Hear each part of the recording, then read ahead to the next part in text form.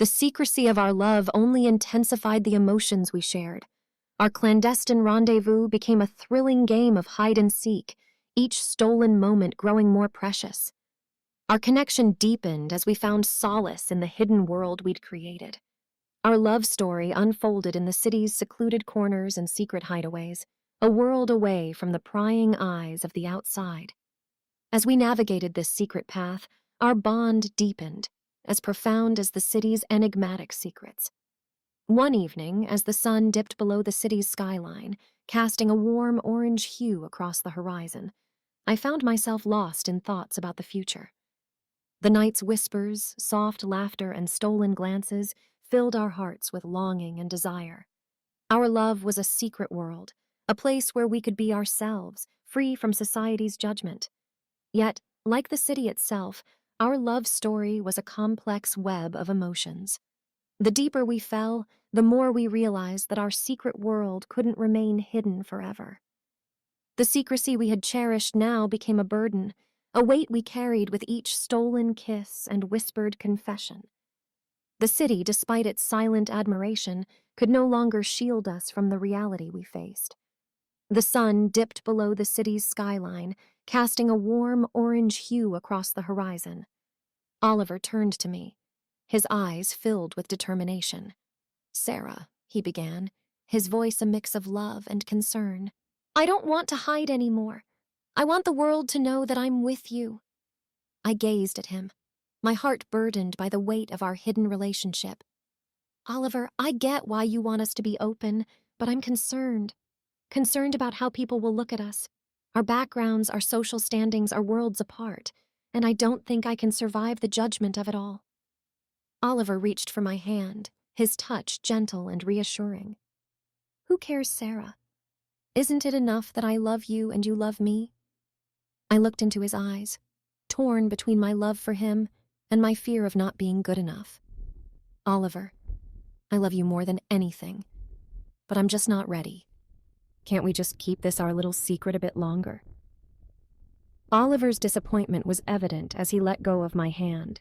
His voice grew rough and sad. "What are you so afraid of, Sarah?" "Everything," I wanted to shout, but I could only meet his gaze, my voice imprisoned by my own reluctance. "Oliver," I started, my voice cracking before softly whispering, "I'm just not ready." In the days that followed, a sense of distance grew between us. The secrecy that had once brought excitement to our love now weighed heavily on our hearts. Oliver started pulling away, and I feared that I might have lost him. The city that had been our refuge now felt like a maze of uncertainty. One evening, as the city's lights shimmered in the distance, I found Oliver standing on the rooftop that we met, gazing into the city below. "Oliver," I said, reaching out to him, "are you okay?" He turned around to face me, sadness in his eyes and in his tone. "Sarah," he said, his voice trembling, "I don't think I can do this anymore." His words hit me like a tidal wave, and I felt the ground beneath me give way. "Oliver, what do you mean?" Tears filled his eyes as he grappled for the right words. "Sarah, our love is incredible, but this secrecy is pulling us apart. I can't endure the distance, the concealment, and the solitude any longer. I want more than hidden meetings and stolen moments. I want a love that can be openly celebrated."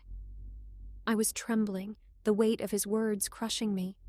"But Oliver, I thought we were in this together. I thought we could make it work." He reached for my hand, his touch tender but filled with resignation.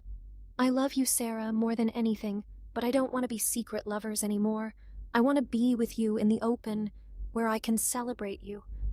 Tears streamed down my face as I realized that our love, while profound and intense, had reached a breaking point. "So, what are you saying, Oliver?" He took a deep breath, his voice shaking. "I think we need to go our separate ways," before he breathlessly added, "You were right. Our worlds are too different." I was stunned speechless. The rooftop, once a place of stolen kisses and whispered confessions, now felt like a battleground where our love was ending.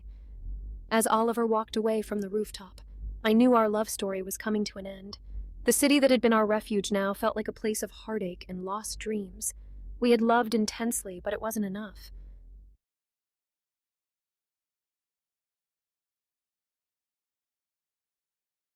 Oliver's departure had left a void in my life, an emptiness that seemed to stretch to the very core of my being.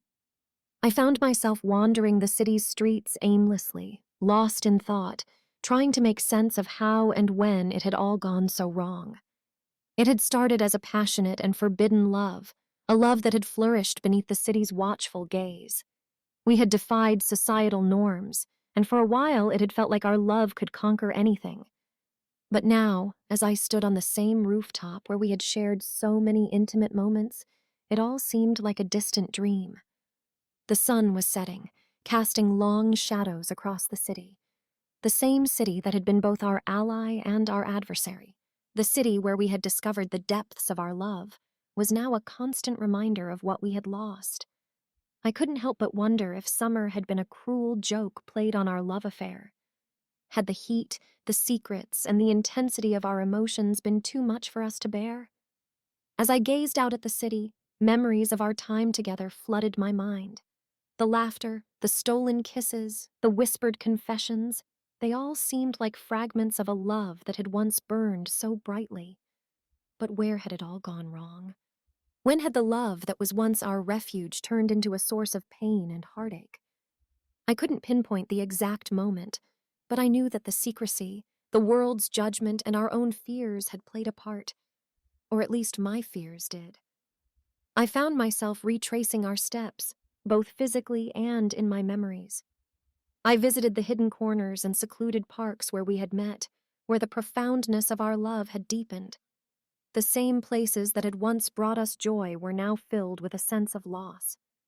One evening, as I stood by the river, the water shimmering in the fading light, I realized that I missed Oliver more than I could put into words. The city's whispers had grown softer, but the loneliness had grown louder. I thought about the promises we had made, the love that had once been worth any pain it might bring. I wondered if there was a way to find our way back to each other, to rekindle the love that had once been the center of our universe. Days turned into weeks, and my heartache began to transform into a determination to make things right. I knew that our love was worth fighting for, and I was willing to face the challenges head on. As I stood on the same rooftop where Oliver had broken my heart, I looked out at the city. The same city that had witnessed the end of our love was now a canvas for a new beginning. I picked up my phone and dialed his number. The familiar tone echoed in my ear, and my heart raced as I waited for him to pick up. "Hello?" His voice came through, a hint of surprise in his tone. "Oliver," I said, my voice filled with a mix of hope and vulnerability. "I miss you. I miss us." There was a pause on the other end, and then I heard him sigh. "Sarah, I've missed you too, but I don't know if we can go back to the way things were. It's not that simple." I knew he was right, and I couldn't erase the pain we had both experienced. "Oliver," I said, my voice shaking, "I know you don't know if we can go back, but I want to try. I want to find a way to make it work, openly and without fear. I don't want summer to be a cruel joke on our love affair." But then, Oliver's voice grew distant and cold, shattering my hopes. "Sarah," he began, his tone devoid of emotion. "I'm sorry, but it's too late. I've moved on. I'm seeing someone else now." I fought to hold back my emotions, the pain in my chest nearly suffocating.